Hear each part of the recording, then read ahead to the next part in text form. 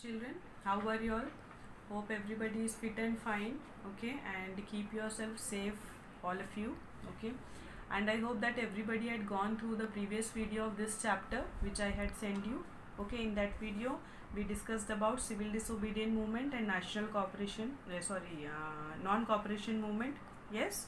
Okay, so and how that this movement, that is civil disobedient movement, how it was stopped and started again. Okay, so now what happened after stopping again? This movement started on March 1930 and it ended on March 1931, but in 1932 this movement, that is civil disobedient movement, was relaunched, and that also lost its momentum on 1934.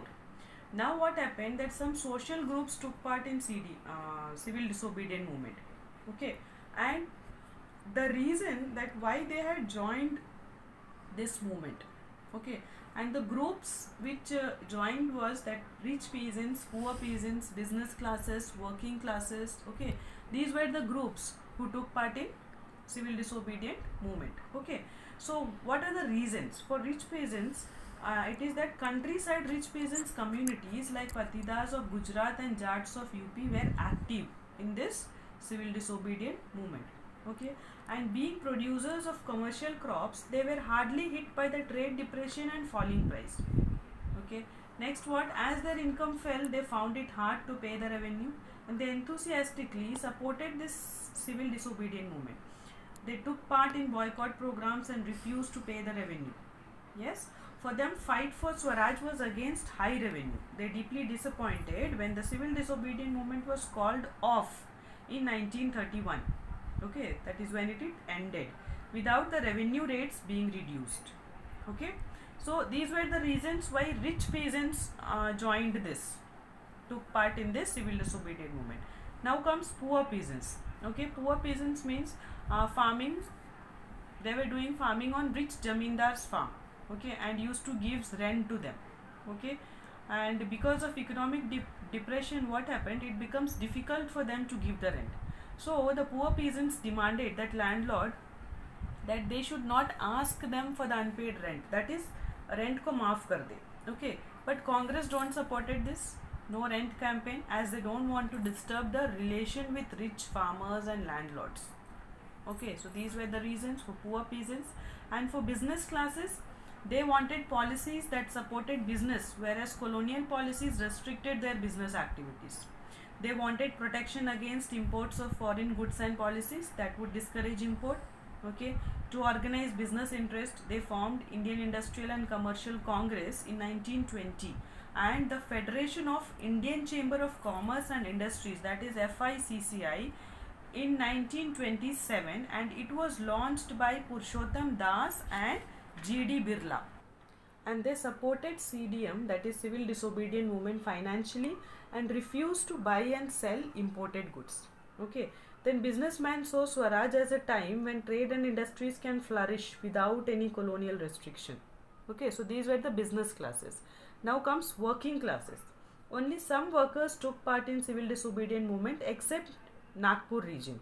Okay, they adapted the ideas of Gandhian programs like boycott of foreign clothes and goods, those who had participated in civil disobedient movement.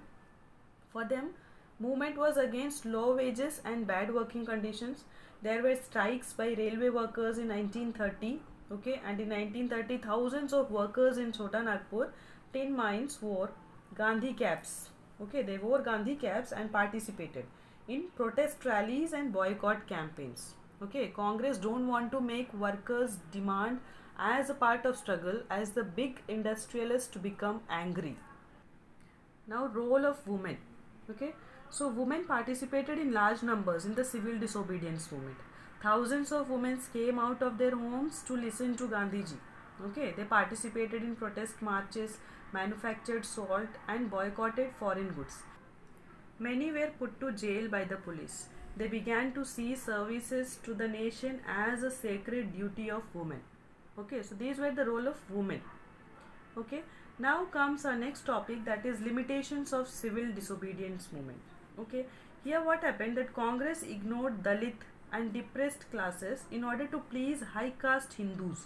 So what happened, that participation of depressed classes were limited only because of this reason. Okay, and Congress associated with Hindu religious nations, and that is religious nationalist group. Hence, Muslim participation was also less. Yes, there was distrust between communities alienated from Congress. Hence, large section of Muslims also did not responded to this movement, that is civil disobedient movement. Okay. Now Muslim leaders like Muhammad Ali Jinnah demanded reserved seats, okay, in Central Assembly, but this demand was not accepted. So when the civil disobedient movement started, Muslims participation were not as such as expected. Okay, and rich peasants were disappointed when movement was called off in 1931 without the revenue rates being revised. So many of them refused to participate when the movement was restarted in 1932. Okay, Congress was closer to and supported industrialists. Hence, the working class did not took part in civil disobedient movement. Okay, then Pune Act, that is in September 1932, Dr. B.R. Ambedkar, who organized Dalits into depressed classes association, demanded separate electorates for Dalits.